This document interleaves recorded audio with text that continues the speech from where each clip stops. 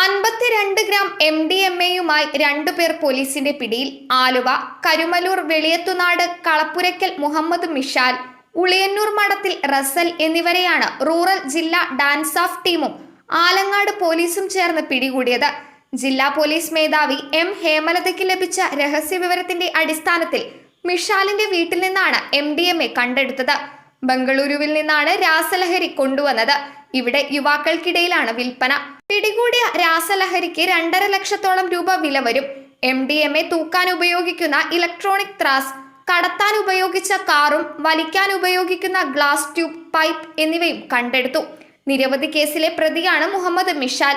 Narcotic cell DYSP PJ Umesh Kumar, Aluva DYSP TR Rajesh, inspector PP Justin, SI-മാരായ Jithin Kumar, TS Amal, Rajesh, Manoj Kumar, ASI Sunil Kumar, SCPO Sreeraj, CPO-മാരായ ജിതേഷ്, ലിഞ്ചു എന്നിവരാണ് അന്വേഷണ സംഘത്തിൽ ഉണ്ടായിരുന്നത്.